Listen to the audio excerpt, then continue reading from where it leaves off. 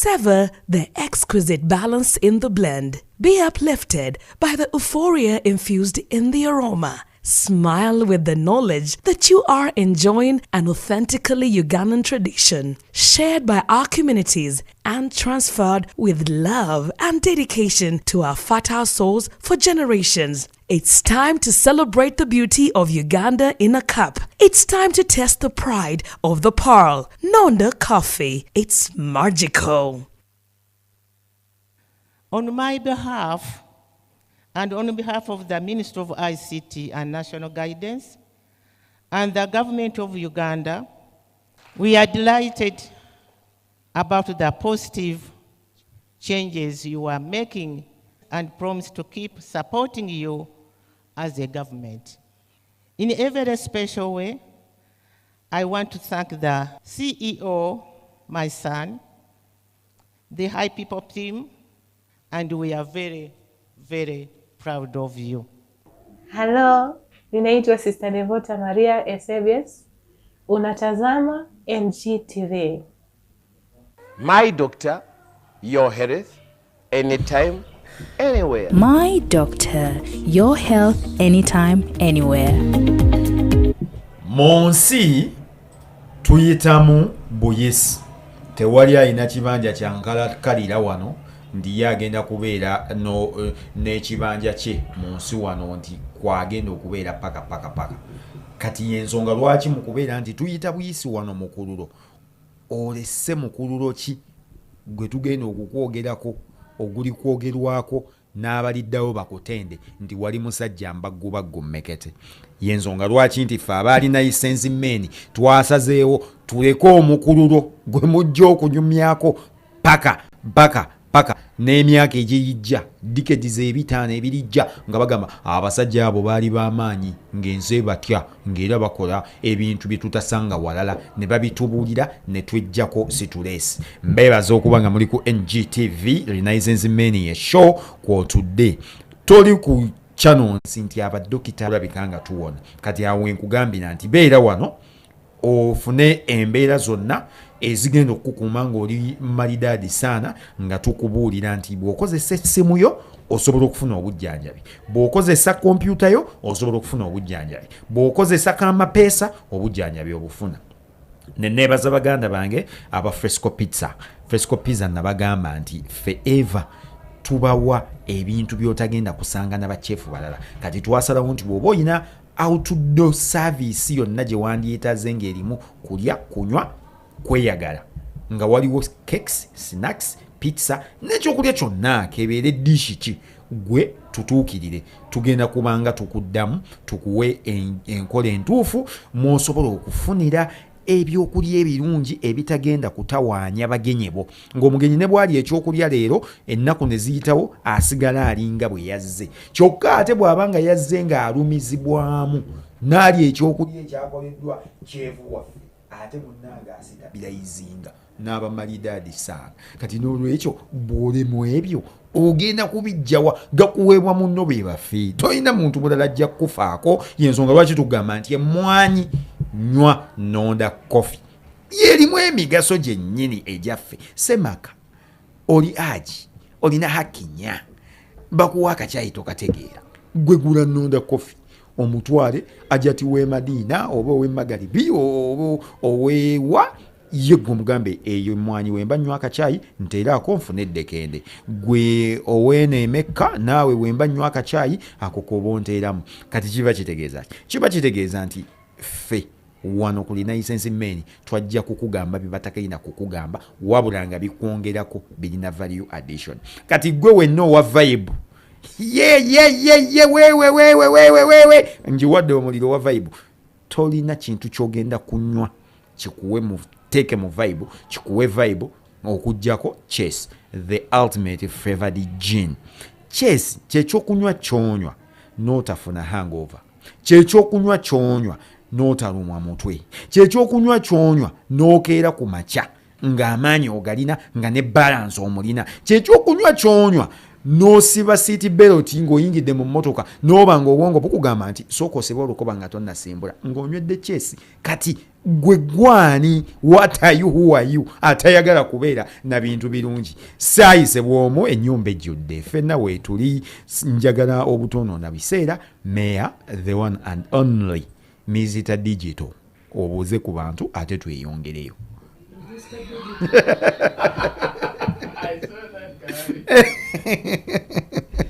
Really? Really? No, ninamuka AI.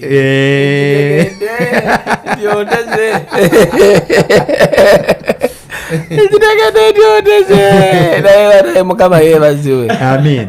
Salamu alaikum. Wa alaikum salam wa rahmatullahi wa barakatuh. Omayogedde. Nemanya onteze mutese ebintu bya mama watu asula entebe muli bazibu kati mwatezeza mu nkuba abo babiri neki kyekimu ati naye inengeri gyogeze kwegamba egamba the way she was looking yeah why not okimanyi nti nno gwe wekka akwatiridde digital inclusion wano. Of course, digital innovation zizo yona galo child gw'omuyimirizaawo Africa anti team yona ffenna naye buli muntu leero anyumirwa initiative women because bitya women in what we eyo journey ffe twaji inspiring bwe kiri buli muntu yenna ayogeza akosa essimu leero smartphone akosa internet across the continent. Speed ezo zemwine za internet zili because of the advocates of HiPipo and this Include Everyone Program and because of also the general support of the Bill Amanda Gates Foundation. But importantly obadde Bishop oyogera ekintu nenzijukira kino tebakiyakuba simu ya my doctor wabula twasanga omwami twali tuva ku mupiira Nigeria kati bino etuyitamu abantu ne baga story ki kati nali envuga mpola ne mbaga story ki ngaye nga ne mbaga kyekiganye nangamba natugamba sali monze kamotoka natugamba walimu n'abalala mungulireyo ki eddagala so ndo that name nenga he's sick I don't even remember his name kati ne tumugamba oyogera digulawa nti wali ku ddwaliro so na tumugamba yambukawo ngaliri awo kumpi same lane n'agenda mu ddwaliro ne bamukebera bwe bamukebera ne basooka ne bamukubawo test za mitwalo 10 nga 11 ono pota ayinza n'okuba nga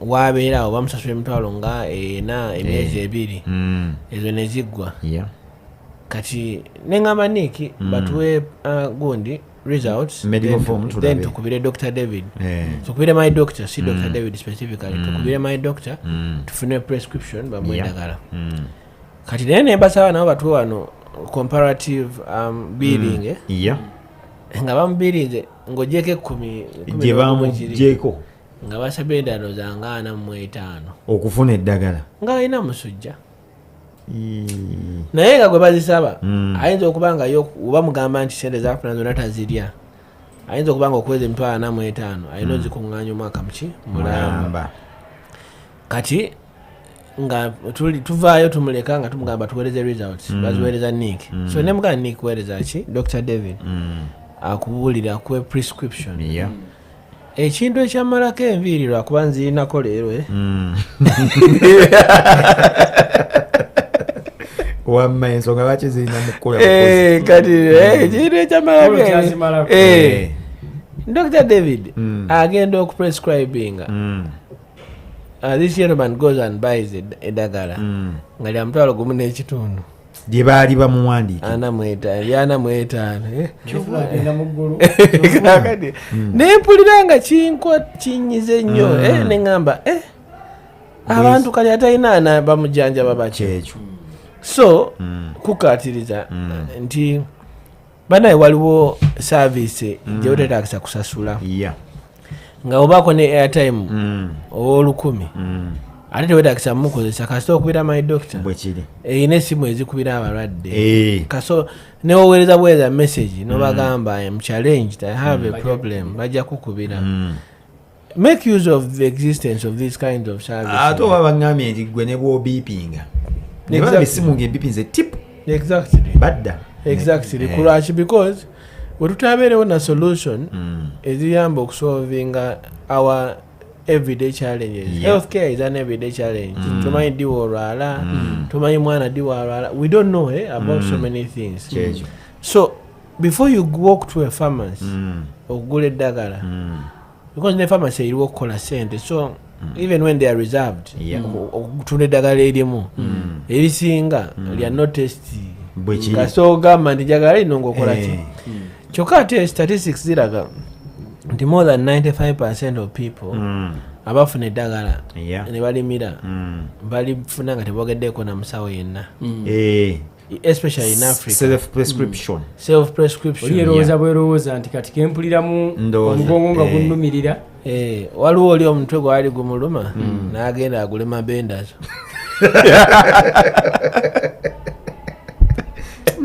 Kibi nnyo. Kibi nnyo. Omawo kubanga omutwe gukuluma n'osaba maganiija. Ekyo kyolina okumanya ebimu ku bisinza okututta mu Africa wano. Ekisooka obulwadde obusooka babuyita butamanya. Obulwadde obwokubiri babuyita kulemererwa. Kakati okulemererwa okuba nti osobola okwaccessinga information n'okuva ku muntu akuliraanye kireetera omuntu okuba nti already agenza ate ku step eddaka ey'obutamanya ng'alina kukola nsobi. Nti omuntu atuuka ne yeerowooza n'agamba wendi wano oba kyekinnuma n'agamba naye okusinziira bwe neewulira kirabika omutwe gwe gunnuma. Kirabika endabika ninamu n'alumba akalwaliro akaliraanyewo n'abagamba n'asaba eddagala Impedex tannabulira musawo kimuluma. Kati ate ne bana abamu abali mu bizinensi y'eddagala abasinga abakozi ba ssente alinga yakola edduuka nga naye akuwedde ekisinga gambira 5 emirundi 3. kati nze kyali wange before you know kyali kiyemba kamada kati ye yalabanga empeke ng'eriko kamado ate nga ye kamada kanaga naye lumu ngenda kuyingira kifamasi eki ngule kamado oyo ndaba akola atya. Yayingira nga talina mutwe gumuluma, talina wamuluma, talina ki, n'asaba kamado. Kati bwe yasaba kamado ne bamuwa 2 zokka nga paaka ebeeramu 2. Naga kati yabutunuulira nga bulinga buswiti. Naga banyongereyo obulala 4 ne bamwongera kamado. Yamanyi kitegeeza ki?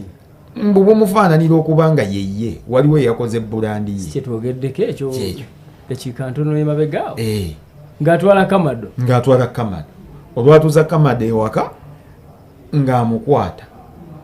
Kati ye yali tamira ddagala ddamba nga yina amukwata amusekula ateeka mu giraasi assaamu amazzi ng'anywa kamado. Ku munaana ogw'ekiro yayita ajati.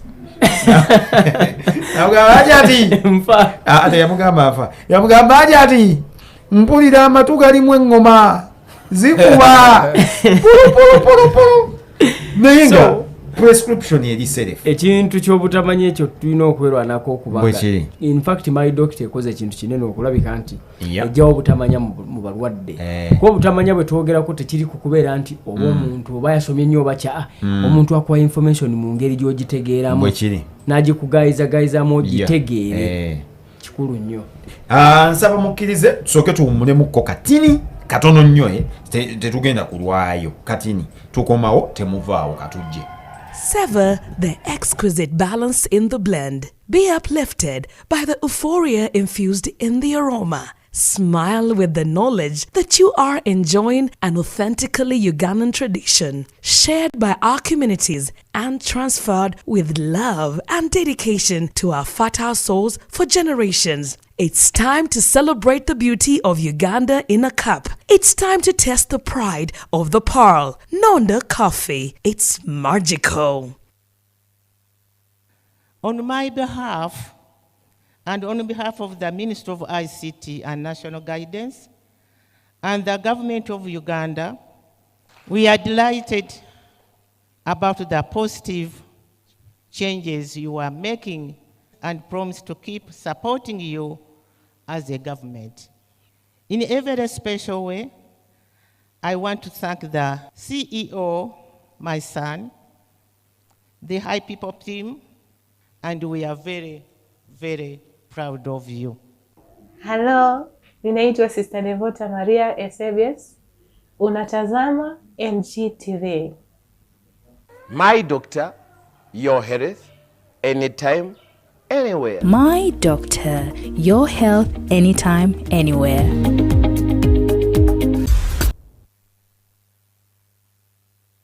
Yes, I am Christian Zibwembo, the mayor of Royal Town, a musician too. I'm happy to be on ngtv. I always watch. Thank you for the broadcast internationally and locally here. We are so blessed. Hi, people of God listening to us out there. My name, Mugabo Deo Gracias Bisangwa. Thank you for tuning in ngtv. Yes, nsaba mtusonyiwe kwa akapa kaisemu ante ebyuma by'abazungu nammwe mubimanyi. Ole ku NGTV the Renaissance Men yesawa gye tubeeramu nga tunyumyamu nammwe. Buno bwe budde obutuufu tewabaawo budde bulala. Twasalawo tubeere nga twawa ebintu ebyenjawulo. Kayimba ako komuva okulaba ka mwana muwala bamuyita Eshan Problem.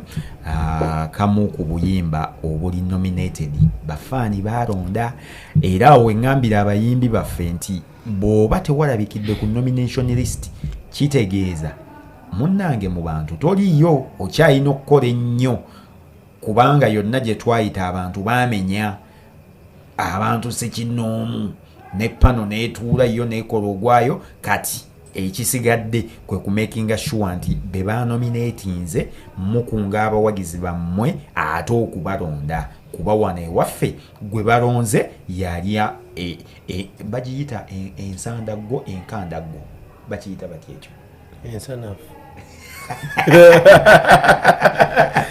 Embabulizaanyo muhumulako nenyongera okubanga mbebaza nti muli ku NGTV tuli powered by My Doctor, Nonda Coffee, Saako Fresco Pizza ate nga ne Chess simwerabidde be baganda baffe betutambula nabo wamu ne batuvujjirira okulaba nga tugenda yonna gye tugenze tulabe ebintu ebyenjawulo tukomewo tubibanyumize ate nammwe mubeeko kyemuyiga ekisobola okulabika nga kibakyusa ekisobola okulabika nga kibatwalira mu kumanya nga muli wamu n'ebintu nga bye mubiraba.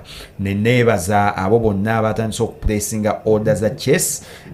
Mwebali nnyo, mwebalire ddala. Abatannaba pulesinga order osobola okukuba essimu 0708 49 07 22.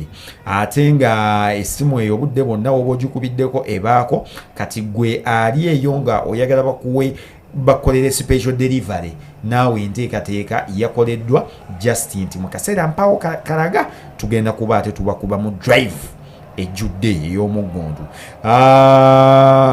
Ayagala okufuna obujjanjabi nze nagamba kola ekintu kimu kuba bukubi simu 0762 314 oba 0707 44 ojja kuba ofuna obujjanjabi. Gwe w'emikolo Fresco Chef ne Fresco Pizza ne Fresco Cake saako ne snacks bibaawo okulabika nga tukuwa kirasi ey'omulembe. Mukulikeeyo nnyo mukummulako. Tubadde tukyagezaako okulabika nti twanalayizinga ennaku zino zonna eziyise tukola analysis ya nomination list. Olwaleero director ne Lord Mayor njagala tukole analysis ya African number 1. African number 1 mulimu Asake, mulimu Irasta, mulimu BurnaBoy, mulimu Diamond Platinums, ne kubeerako Rema, mulimu Shiba, saako ne Tiwa Savage. African number 1 erimu Asake, erimu Irasta, nebeeramu BurnaBoy, mulimu Davido, kuliko Diamond Platinums, Kiss Daniels, Rema, ne kubeerako Tiwa Savage, Tiwa Baby, ne kubaako ne Shiba from Uganda. Awo nawo waliwo obuzibu. Eyo awo nawo waliwo Battle of the Titans. Africa enyumidde number Battle 1. of the Titans. enyumidde nyate. Mswahili anasema Africa number 1. Unasema wapi? Africa number 1. Battle of the Titans. Is that Kariako? We go Kariako. Yeah. bwentunulira ba nominees bonna bali mu category babingwa babingwa buli omu alina titles gyava buli omu alina amaanyi gyava buli omu alina endongo buli omu akubye shows ne zisailing out buli omu alina fan base enene kakati awaliwo obuzibu naye nga byonna nze kati ngenda nze nga nze nnonda era nze nyina abange benda abengenda okulonda wano naye era nyina obuzibu ogenda kulonda Paulo Kafeero awo onti waliwo Kafeero tewali Kafeero kuba kati wano bwentunulya Platinum Diamond Platinum ndaba nga kiba kizibu okumubuusa akalulu kange mu category eno kweri kiba kizibu okumubuusa akalulu kange wabula ate era bwentunulira Asake naye kiba kizibu okumubuusa akalulu kange those two kyokka ate era bwenzikiriramuko mu category eno waliyo Shiba Kalungi Shiba swag mama era naye kiba kizibu omubuusa akalulu kange kati awombuuza ng'oyingewa omuntu avotingewa omuntu avotingewa era kati bano balina okwesabira ennyo bwe mba ngenza okuvootinga bwe nti ku mukutu kugamba omuntu ngenda kulaba ani asaba ennyo ku bonna abo enneema gyekkwatira bwe akaluje kalaga akaluje kagwa naye nga abasatu abo balina vooti yange Shiba alina vooti yange Asaka alina vooti yange Diamond Platinum sigamba nti abala si baakabi naye bano basasagge okay meya gwe category ogirabo enviiri zaagala kuddamu kumva ku mutwe gezaako okulaba nga sebo era abadde olina oluyimba lwoleetawo gezaako okulaba nga okwata enviiri nate sireetawo no test yawo ogenda wekansolinga nebuliridde kanogambe mu butuufu nebuliridde nga ngamba moneybags ziteyita mukwano gwange wakobadde nyinawo we muwagirira negamba vidiyo yakabi naye ye vidiyo esinga okubeeramu emmotoka ey'ebbeeyi mu Africa yonna disia waliwo enjala girina yeyo kesinga okubeeramu emmotoka ey'ebbeeyi kaveera by the way abalaba ndi license man olina okukimanya nti omusajja Kamenyo eyatta ente ng'asuna nsuni yafuna emmotoka yashutinga mu video bagiretera ku kariya ng'eri ku 0 mileage ne bashutinga video baba kugishootinga negende wananyini waayo kulinyirira hansi ebyo nateranga birawa nga Taylor Swift yabikola bagita bad blood n'agikuba nenga bagiretedde nga tevuzeeko wantu wonna naye omuntu alaba United States men n'alaba NGTV for today and in the future context ya Africa number 1 may be very important for omuntu okujimutangaza agitegere nti what is Africa number 1 well omuntu asobola okugamba nti Africa number 1 would ideally be the artist of the year or Africa but it has been in some context of Africa been misused but importantly because HiPipo is a convergence of excellence across the continent. The award for African number 1 a definitive of effort throughout a calendar period of 12 months for investment, effort and excellence of an artist both by their delivery of content or audio tracks and then how much they are doing in visualizing but also importantly tracking down their journey of how they are leveraging digital tools to market this music and make returns out of it. Mu bumpimpi nti ye category ekolebwa neteekebwawo nga tusinziira ku kugoberera omuyimbi bwakoze kyekisooka netumala netujja netugamba ataddemu kyenkana ki track sound track eyimiridde etya nzito kyenkana ki composition yabadde etya otegere awaayo maanyi ki okulabika nga wakawe amufulumya n'atuukirira katale kati ate netumaliza netugamba nti akozesezza atya omutimbagano in one perspective Neanza Bishop. So that is literally the first bit of translation. That what are we looking at?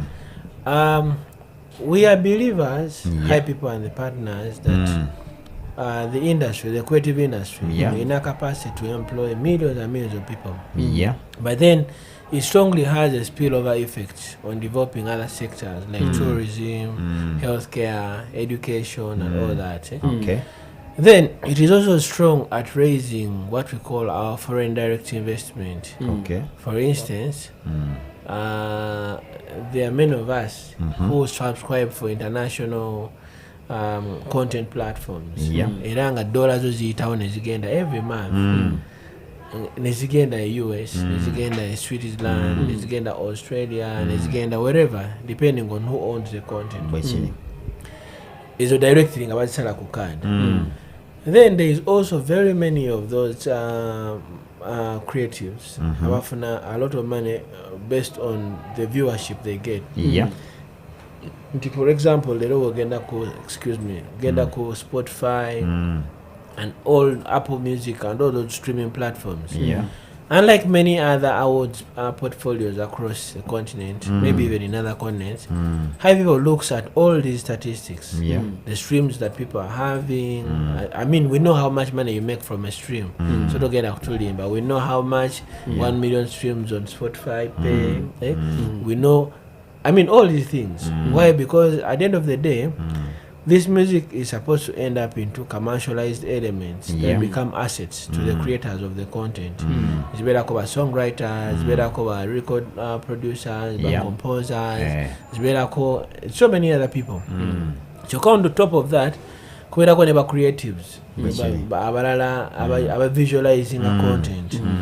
So Africa number one is holistically looking at the bigger picture of creativity for an African act.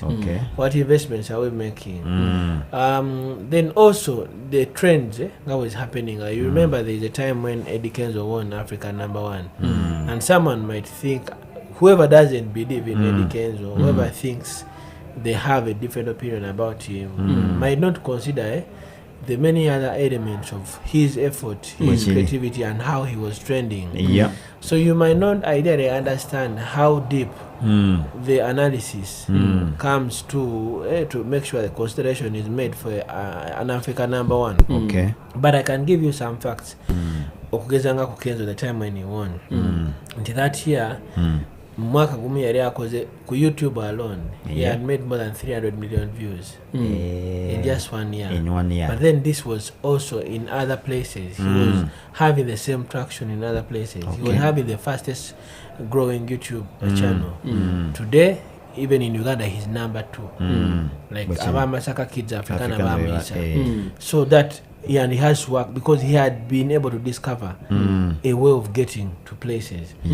The person who would have been first in that place in Uganda and in East Africa was supposed to be Bebe Cool, because he had all of us. Then Bobby Wine, they had all of us supporting and guiding them, telling them you can do this.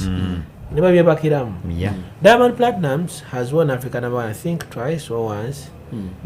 But then we know very well he was the first ever African artist to have 1 billion views. Ngojeko 84 men's band South Africa. I forget it, they're Portuguese. None of them is black, but maybe they are identified as Africans. But Diamond Platnumz today has about 2.18 billion views. It is just recently that BurnaBoy surpassed him. I think BurnaBoy has about 2.25 or 2.3 billion views. But Diamond Chatwale banga dene for any Nigerian to even get close. So I'm sure the likes of Davido, the likes of what's his name? Asake. No, Asake tally close numbers. Wizkid and all the rest were close. We're Africa number one, without disrespecting anyone. The other day, because we get a break. The other day, I read about what the Zari Rwanda. I was but I used to get them to co-host here in the bunch.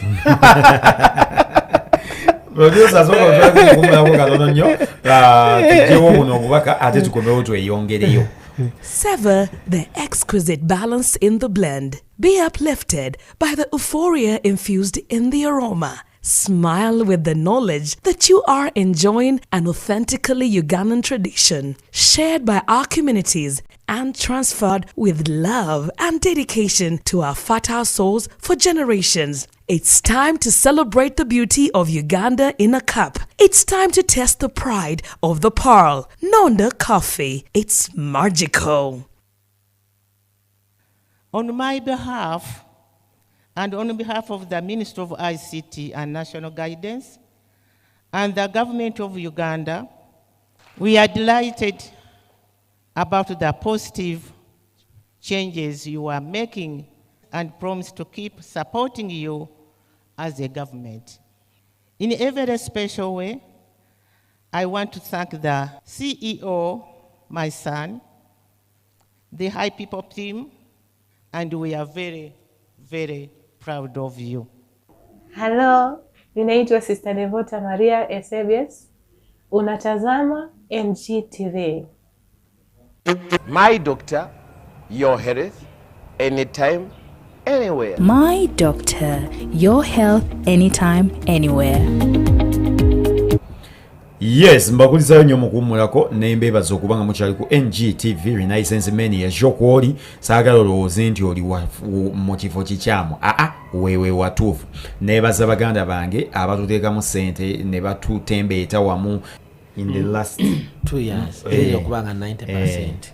Probably, okay, nga 80%. Okay. Because the last time when I'm checking irako, nga Wizkid bamitani omulala Davido bamusinga ko bali bamusinga, one was in 600 kati naye you can imagine how trendy BurnaBoy has been nakula nafuna these numbers which are very impressive. But of course partly it is attributed to the fact that I now very much following in Europe now. Afunye new concerts is really big in Europe. Naye ate wojja wano locally. Kati nga wembadde mugamba like kati wojja wano like nga wali Diamond Platnumz. Then look at Diamond, but they set up Wasafi TV. Wasafi today is the second most subscribed to TV. Anyway on YouTube. And the Citizen comes first. Of course, Tuja, NGTV Tuja. But Olaba Citizen has about 4.8. Then Wasafi comes in very, very strongly. With 4.2 or 4.4. Then Abadakao by NTV and Nibalimu 2.8. What is that? That Diamond is establishing. If we don't look at it, netuchetekereza like buluni netumanya nti he has created a formula which will be very hard for many other people to create. Nti aja na introducing omuyimbi kati laba Jukes, director Norton, Jukes about it enjoy. The song is growing so fast. Everywhere I have been in Tanzania, everywhere. Ne walaba yali Rwanda recently. It's a big song. No limba no balukuziza miezi ejo esatu. But amasanyalaze ga Diamond and not because we don't know so much about Nigeria. We definitely know. But probably most of the influence of some of the artists now is shifting from being African influence.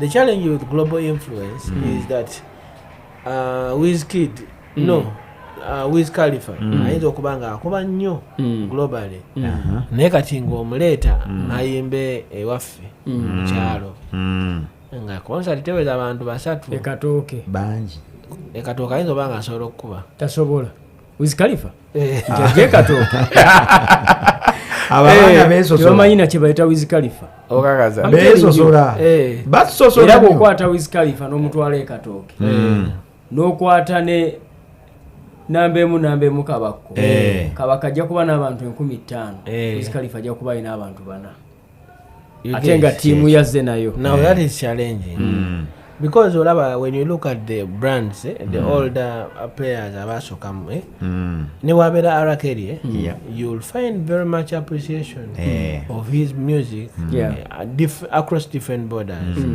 Of course, MJ, abantu abasinga bamanyi amayina nnyimba ze, ne bamanyi nti wansasagge, bamanyi Michael Jackson ne MJ byombi yakola zombi rebels zombi yazikwasa, abantu babiri babamanyi nenga bali bombi, era nga wawulira nti there is talent that is not given so much attention. Ladies like Shakira, in the early 2000s, Shakira had about 2 songs that were whenever, and I think which other song? Hips Don't Lie. Hips Don't Lie. Zikuba. Nezisala. Kati nyimba. Kati yagera nakuba, I think it was because it was an intentional gender song. It is about women. Abasajja abogera hips zaabwe baba beewuunyisa. Kati nasala almost half of the world's population. Whether it is 20 years from now, whether it's 20 years back, the song relates with them naturally. Njabanyumiza ebyali ekitovu muholo olw'oluyimba olwo tebikirizibwa bya above 18, tebikirizibwa ku censored. Naye, so with all that, those figures, they reflect effort. They reflect someone's input. Nti olaba Rema leero, you'll compare like a Rema discussion here. The first time I heard Rema, I thought our own Rema had surpassed and grown. I was so busy on some things. You remember those days? Wait a minute. Then someone came with the same almost identity and brand. See, as musicians are positioning themselves, they need to find ways of being big enough to protect their brand. Why? Someone who's somewhere in Nigeria and we're thinking of being called Rema. Before you know, this person has the most single viewed music video of any African. Ye kaina video social million ebitano. Like single video ways. Calm down. Galinani ne Serenaded. He's the only one who has nga video ereji. Era nga bola abantu wano mu Uganda yokaye ina. Abantu abali abadde mu video. Ne weza billion views 4 years ago. Abageto kids. It's now 1.5 billion views. When we have such indicators, the next conversation is around how do we duplicate the same kind of success without necessarily coming to exactly. So Africa #1 is supposed to be a highlight of inspiration, a highlight of extreme success. When you're talking about Shiba, she's the only female African artist that has been artist of the year 3 times in a row. She's been best female artist for about 7 years consecutively. I think at Toina Wakana. In our landscape here in Uganda, we never had any musician that ever beat female musicians and males at once. No one ever matched that kind of level. Shiba has done that. That record, Yokayoke Solomo is in industry for 10 years, as long as she has the right management. Why? Ntilero, our managing, they would be pitching for having Shiba in international films, in Hollywood. Today, they would be having conversations on making sure that she produces music that is tailor-made for international markets. Today, they will be collaborating with the best film production companies to produce the best videos. Ngagamba NG films, eyagala million ya 5 above. How do we meet in the middle? Can we co-own this content? But we find very legal approaches of making sure the content is protected and making sure we make money out of it. Why, in the end, we want to be sure that Africa #1, for starters, wabeerawo ng'asobola okuba nga ali wealthy, not rich, ng'asobola okuimpactinga bonna bakola nabo ne livelihoods zaabwe ne zikyuka, kyokka na inspiring a masses to do film, to do drama, to do any other bits of content creation and create jobs for millions of Africans. And that is the essence of Africa #1. So muntu ajja n'alaba category n'agamba mbu ilisti, my friend, now ujikole bagipayingako attention. The list is intention. someone kept asking me, why do we keep running the awards yet we have never made any money from them? No, we are supposed to also now playing a role on national development and global development. Economic development ya continent ya the world cannot happen without people deliberately taking action to build ecosystems. One such ecosystem that is very important is creative arts. So it is our responsibility for making sure we play our role.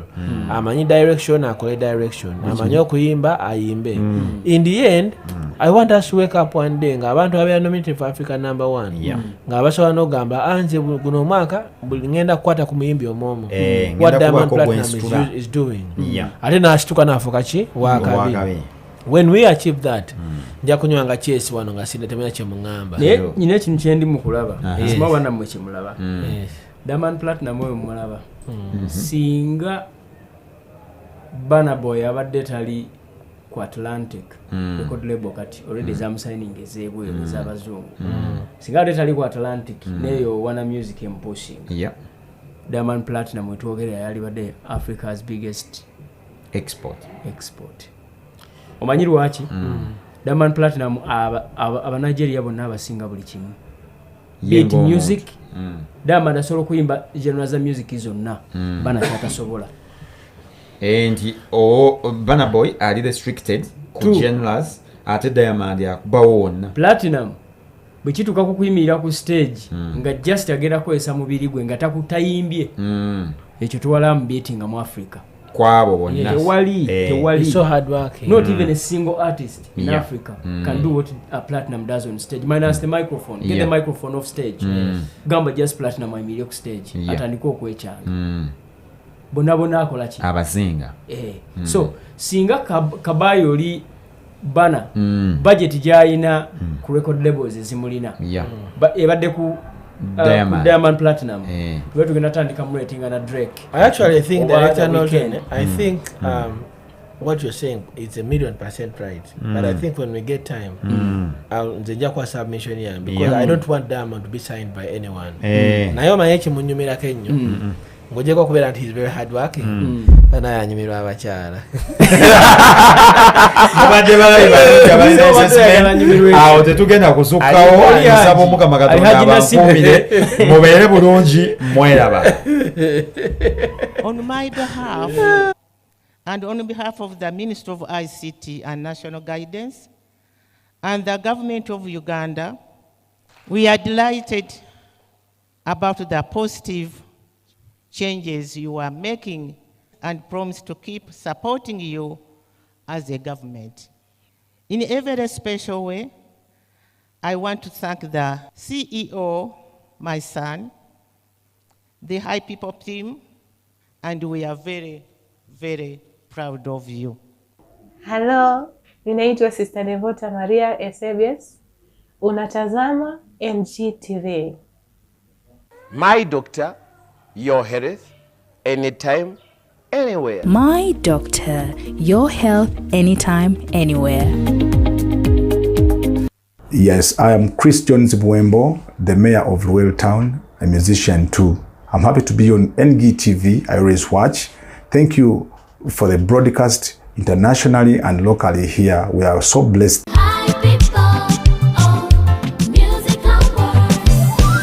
Hey guys, this is Joshua Baraka and I'm inviting you for the 12th edition of the HiPipo Music Awards happening on the 17th of November. Yeah? See you there. Big up.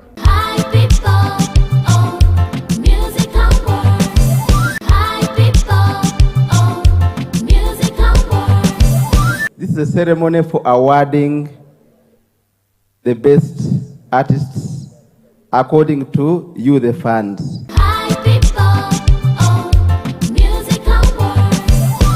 Hi, my name is Shakib. Priscilla. Akra. King. And we are the Ghetto Kids of Uganda, Kampala, Africa. And you are watching ngtv. Sever the exquisite balance in the blend. Be uplifted by the euphoria infused in the aroma. Smile with the knowledge that you are enjoying an authentically Ugandan tradition, shared by our communities and transferred with love and dedication to our fertile souls for generations. It's time to celebrate the beauty of Uganda in a cup. It's time to test the pride of the pearl. Nonda Coffee. It's magical.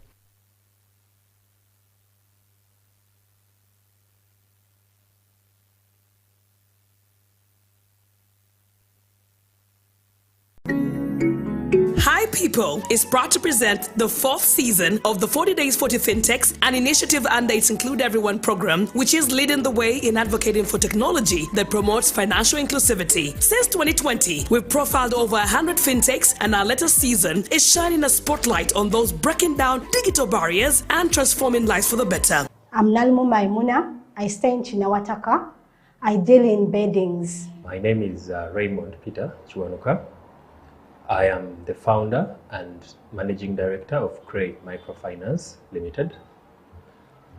Cray is a digital microfinance company that is licensed and regulated by the Uganda Microfinance Regulatory Authority. We started operations in 2012, and we have actually just celebrated our 10th birthday. We started as a simple money lending company, but over the years, we realized that there is a lot we need to do in the credit and microfinance space, and that is why we took a decision to go digital.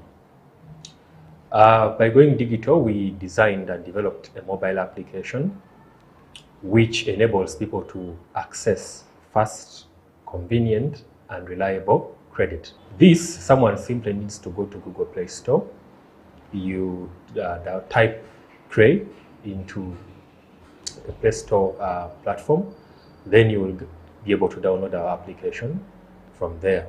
Once you have the application downloaded onto your phone, one of our agents will contact you and pick preliminary KYC from you, and then we'll be able to reach you wherever you are by any of our loan agents. I got to know Kai Microfinance through social media, where I downloaded the app and filled my credentials. After filling the credentials, an agent was sent to me that visited my business, and they gave me my first loan that lasted for 4 months.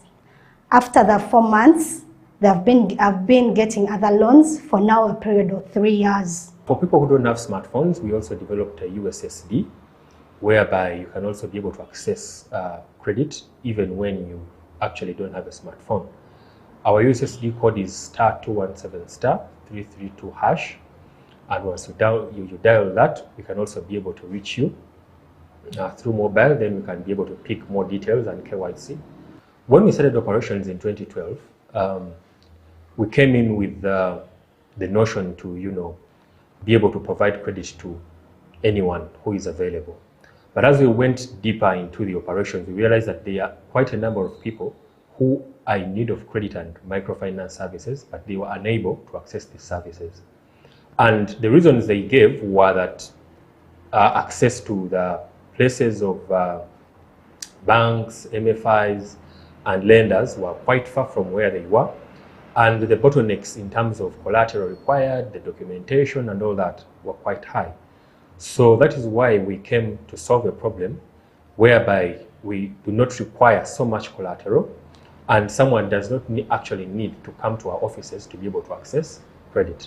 So we are solving a problem of accessibility to finance or credit without having to move from your business, without having to move from your home, without having to have so much documentation, because for you to access service on our app, the only thing you need is your national ID and yourself. Kai Microfinance has helped me to grow my business, and my capital has accumulated that now I even have a mobile money business that I've added on to my beddings. Currently, our application and USSD, it has a reach of close to 7,800 customers across Central Region. And the transactions are quite many, because from that we have been able to give out about 18,000 loans, and all those transactions are majorly women much of the biggest number of customers we have are women, because they are people who are most vulnerable when it comes to access to financial services. As Cray, we do not work alone. We have a number of other players, third-party players. We work with aggregators like Yo Uganda. We work with MTN and Airtel, who help us in supporting the real-time settlement of transactions. So, for example, if someone wants to withdraw money, it's basically not more than 3 to 5 minutes, and they actually have money onto their mobile money account. If someone wants to deposit money, it is still the same thing, because the platforms are up and running 24/7. One of the key challenges that we have faced in the digital space as opposed to the conventional is that adoption of the digital models is quite slow, because one, people are not yet well conversant, they're not yet well trained. They still have a feeling that you have come to take away the last penny that they have. We have also seen that there's been a lot of fraud in the financial space. So many times people are skeptical when you come in and tell them that, okay, we can give you a loan. It is something that they are skeptical about, and they are quite resistant to. The only challenge for that platform is the platform only exists in English. So I would only want to make a request that if they would at least add 1 local language or 2 local languages to be easy to access.